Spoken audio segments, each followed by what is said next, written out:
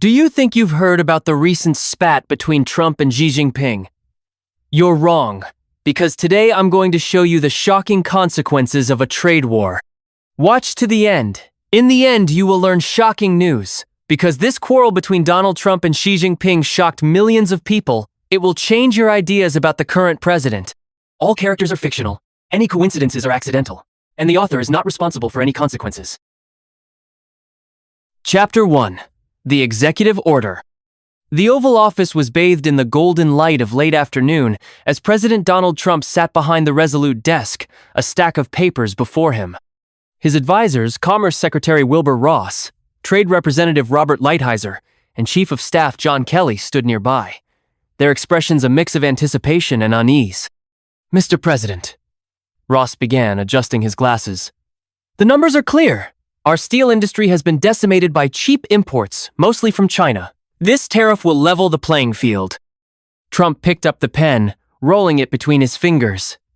25% on steel, 10% on aluminum. That'll send a message. Lighthizer leaned forward. It will. But we have to be ready for the backlash. The Chinese won't take this lying down. Kelly crossed his arms. And our allies? Europe, Canada, Mexico, they'll scream bloody murder. They export steel to us too. Trump smirked. Let them scream.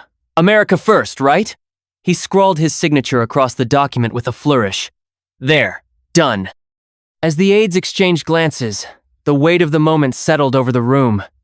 This wasn't just a trade policy, it was the opening shot in a global economic war. Conclusion of Chapter 1. The executive order was signed, setting in motion a chain of events that would ripple across the world. But as Trump leaned back in his chair, satisfied, none of them could predict just how fierce the coming storm would be. Chapter 2. The Business of War. 3 days later, Trump sat in the Roosevelt Room, surrounded by the titans of American steel and aluminum, CEOs from Nucor, U.S. Steel, and Alcoa filled the leather chairs, their faces a mix of gratitude and caution. Mr. President, the CEO of U.S. Steel said, this tariff is a lifeline. For years, we've been undercut by foreign dumping. This gives us a fighting chance. A murmur of agreement rippled through the room, but not everyone was celebrating. The Alcoa representative cleared his throat. With all due respect, sir, aluminum is different. Our supply chains are global. If China retaliates against our agricultural exports, farmers could get hit hard. Trump waved a hand. They'll fold. China needs us more than we need them. The Nucor CEO leaned in. Maybe. But what if they don't? What if they cut off rare earth minerals? Or target Boeing, Apple? For the first time, Trump's confidence flickered. He narrowed his eyes. Then we hit them harder. Tariffs on 50 billion, 100. They'll learn not to mess with us. The room fell silent. The businessmen knew the stakes. This wasn't just about profits anymore. It was about survival in a trade war with no clear end. Conclusion of Chapter 2. The executives left the White House with mixed emotions, hope for a revived industry warred with fear of the unknown. And across the Pacific, in Beijing, a response was already being drafted, one that would change everything. Chapter 3. The Fentanyl Ultimatum. The East Room of the White House was packed with reporters, their cameras flashing as President Trump stepped up to the podium, his expression uncharacteristically grim. Behind him, a large screen displayed a map of opioid overdose deaths across America, the numbers glaring in bold red. Ladies and gentlemen, Trump began, his voice sharp. For years, China has promised to stop the poison they're sending into our country. And for years, they've done nothing. He jabbed a finger at the screen. Fentanyl, synthetic opioids, killing our kids, our workers, our veterans. And where does it come from? China. A murmur spread through the crowd. Trump leaned forward, his tone turning darker. They say they're cracking down, but the facts don't lie. 90% of this filth comes from Chinese labs, and they know it. His supporters in the audience erupted in applause. A steelworker from Ohio, invited as a guest, shouted, "Damn right!" While a woman who had lost her son to an overdose wiped her eyes, nodding fiercely. Trump wasn't finished. So here's the deal. If China doesn't shut down these drug labs, really shut them down, then there will be consequences. Big ones. He didn't specify what those would be, but the implication was clear. More tariffs, sanctions, or worse. Conclusion of Chapter 3. The message had been sent. Beijing would have to respond, but would they comply? Or would they escalate the standoff even further? Chapter 4. The Dragon's Rebuttal. The Grand Hyatt in Beijing was supposed to be neutral ground, but the air in the conference room was thick with tension. Across the long mahogany table, President Trump faced off against a delegation of Chinese officials led by Vice Premier Liu He. The Americans wanted action on fentanyl. The Chinese wanted the tariffs lifted. Neither side was backing down. "Let's be clear," Trump said, folding his arms. "Your factories are pumping out this poison, and it's killing Americans. That stops. Today." His expression remained calm, but his tone was firm. "President Trump, China has strict drug laws. We have cracked down on illegal exports, but you must understand your own demand drives this trade. Your people buy it." Trump's jaw tightened. "Oh, so now it's our fault? That's rich." A senior Chinese trade official interjected. "What we are saying is that cooperation, not accusations, will solve this. If you remove the steel tariffs, we can increase enforcement." "Not good enough," Trump cut in. "I need guarantees, real action, or we hit you harder than ever." Liu He's eyes narrowed slightly. "Threats will not work. China does not respond well to pressure." The room fell silent. Both sides knew the stakes. This wasn't just about drugs or tariffs anymore. It was about who would blink first. Conclusion of Chapter 4. The negotiations had reached a standstill. With neither side willing to yield, the world waited to see what explosive move would come next. Chapter 5. The Press Room Showdown. The White House press briefing room buzzed with nervous energy as reporters jostled for position, their notepads and cameras ready. President Trump strode to the podium, his trademark confidence on full display. "All right, let's make this quick. I've got a country to run," he quipped, prompting a few chuckles from his supporters in the room. But the mood shifted instantly when CNN's White House correspondent raised her hand.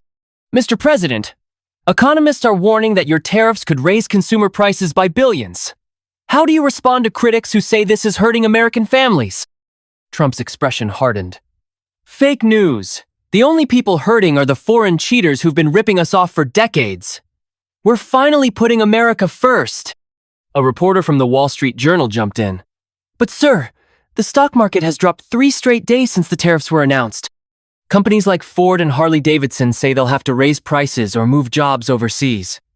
Is that the outcome you wanted?" Trump waved a dismissive hand. "The market goes up, the market goes down, who cares? In the long run, we'll have stronger industries, better jobs. And as for companies threatening to leave, let them. They'll come crawling back when they see how great we're doing." NBC's correspondent pressed further. "China has just announced retaliatory tariffs on American soybeans and aircraft. Farmers in the Midwest are already feeling the pinch. What's your message to them?" "My message?" Trump leaned in, his voice sharp. "Hold tight. We're going to win this fight. And when we do, they'll be selling more soybeans than ever before." Conclusion of Chapter 5. The press conference ended with more questions than answers. As reporters scrambled to file their stories, the world wondered, was Trump's confidence justified, or was he steering the economy into uncharted turbulence? Chapter 6. The Ukraine Gambit. In the Situation Room, the atmosphere was tense. President Trump sat at the head of the table, flanked by Secretary of State Mike Pompeo, National Security Advisor John Bolton, and Defense Secretary James Mattis. A map of Ukraine glowed on the screen, marked with the latest Russian troop movements. "All right, let's cut to the chase," Trump said, tapping the table. "Putin's making moves, and China's watching. What's our play?" Bolton spoke first, his voice clipped. "We need to call out Beijing's hypocrisy. They claim to support sovereignty, but they're quietly backing Russia with tech and trade. We should sanction their companies aiding Moscow's war machine." Mattis shook his head. "That's a direct provocation. If we push China into Russia's arms fully, we're looking at a new axis of power. We need to tread carefully." Pompeo leaned forward. Or we use this as leverage. China doesn't want a full-blown alliance with Russia. It hurts their global image. We offer them a deal. Back off Ukraine, and we ease some of the trade pressure. Trump's eyes narrowed. So we let them off the hook, after all the crap they've pulled? Not let them off, Pompeo countered. Play the long game. Isolate Russia by splitting them from China. Bolton scoffed. Wishful thinking. The only language Beijing understands is strength. Trump sat back, stroking his chin. I like strength, but I also like deals. Conclusion of Chapter 6. The advisors waited as Trump weighed his options. The decision he made next could redefine global alliances or plunge the world into a deeper confrontation. Chapter 7. Main Street Conversations. The diner in Youngstown, Ohio was nearly empty at 2 p.m. on a Tuesday. Only 2 customers sat at the counter: Mike, a burly steelworker in his 50s with grease-stained hands, and Jake, a college-educated tech consultant who had moved back home to care for his aging parents. The TV above the counter played a muted news segment about the latest tariff developments. Mike took a long sip of black coffee before slamming the mug down. About damn time someone stood up for guys like me. These tariffs? They're gonna bring the mills back to life. Jake scrolled through his phone, frowning. Maybe, but my mom's grocery bill just went up 15% last month. China's hitting back hard on soybeans and pork. You think the factory jobs come back fast enough to offset that? Short-term pain for long-term gain, kid. Mike shot back. You ever worked a day in those plants? No? Then don't tell me about grocery bills. We lost entire towns to China's dumping. This is payback. Jake sighed. I get it. But what if it starts a bigger trade war? My company just froze hiring because our clients are panicking about supply chains. Mike smirked. Your clients will survive. My brother didn't survive the opioid crisis thanks to China's fentanyl. If Trump's finally making them answer for that too? Good. The waitress refilled their coffees in silence. Outside, a faded Jobs Not Handouts campaign poster flapped against the diner's window. Conclusion of Chapter 7. The 2 men drank their coffee, the divide between them as clear as the Rust Belt's scars. Whether the tariffs would heal those scars or salt the earth further remained to be seen. Chapter 8. The Dragon's Council. The Zhongnanhai compound in Beijing was veiled in the hazy glow of dawn. Around a polished table in a secure conference room, China's top economic strategists and foreign policy advisors debated their next move. Vice Premier Liu, he known for his calm pragmatism, listened as General Zhang Wei of the PLA slammed his fist on the table. Enough humiliation, Zhang barked. The Americans slap tariffs, accuse us of drug trafficking, now they demand we abandon Russia? We should dump their treasury bonds and let Wall Street panic. Commerce Minister Wang Shouwen adjusted his glasses. Reckless. The U.S. still buys 18% of our exports. We target their weak points: surgically agriculture, semiconductors, rare earth minerals. Let their farmers and tech CEOs pressure Trump for us. Liu He steepled his fingers. Wang is correct, but we must also offer a carrot. Announce new anti-fentanyl measures publicly with fanfare. Give Trump a win to save face while we quietly tighten control over key exports. A murmur of approval rippled through the room until Intelligence Director Chen spoke up. And if Trump rejects theatrics? His base hungers for confrontation. Liu smiled faintly. Then we remind him China has other levers. Taiwan. The South China Sea. Let him wonder which will pull first. Conclusion of Chapter 8. The meeting adjourned with a plan both subtle and ruthless. As aides scrambled to draft announcements, one truth loomed. Beijing would fight this war in shadows, where America's blunt force might falter. Chapter 9. The May 9th Proposal. The Oval Office was unusually quiet, as President Trump stood before a large map of Eastern Europe, his fingers tracing the contested borders of Ukraine. Around him sat his most trusted advisors: Secretary of State Mike Pompeo, National Security Advisor Robert O'Brien, and Defense Secretary Mark Esper. The weight of the moment hung in the air. Listen up, Trump began, his voice uncharacteristically measured. I've been thinking, what if we end this Ukraine mess by May 9th? Victory Day. Symbolic, right? Putin loves his parades. Let's give him one he'll never forget. Pompeo raised an eyebrow. Mr. President, that's less than 4 months away. The Russians are dug in, and Kyiv isn't backing down. How do you propose we broker peace that fast? Trump smirked. Simple. We make a deal Putin can't refuse. Lift some sanctions, promise no NATO expansion east temporarily, and get Europe to kick in reconstruction cash. In return, Putin pulls back to pre-2022 lines. Esper crossed his arms. And what about China? They've been propping up Russia's economy. If we cut a deal with Putin, Beijing loses leverage over us. Exactly, Trump said, pointing at Esper. That's the beauty of it. With Russia off the board, China's isolated. They'll have to come to the table on trade. No more games, no more stalling. We'll have them cornered. O'Brien leaned forward. It's bold, sir. But what if Putin says no? Or worse, what if China doubles down to keep the conflict going? Trump's eyes gleamed. Then we hit China where it hurts full embargo on rare earth minerals. They need our tech more than we need their cheap plastic crap. They'll fold. Conclusion of Chapter 9. The room fell silent as the advisors exchanged glances. Trump's plan was high risk, high reward. But if it worked, it could reshape the global order in America's favor and finally bring the trade war to an end. Chapter 10. The Long Game. A week later, Trump sat in the White House residence with his longtime political strategist, Corey Lewandowski. The fire crackled in the hearth as the two men reflected on the whirlwind of events that had unfolded. Corey, tell me the truth, Trump said, swirling a glass of Diet Coke. Did we play this right? The tariffs? The Ukraine move, was it worth it? Lewandowski chuckled. Sir, you've got China agreeing to curb fentanyl, Russia pulling back from Ukraine, and our steel mills reopening.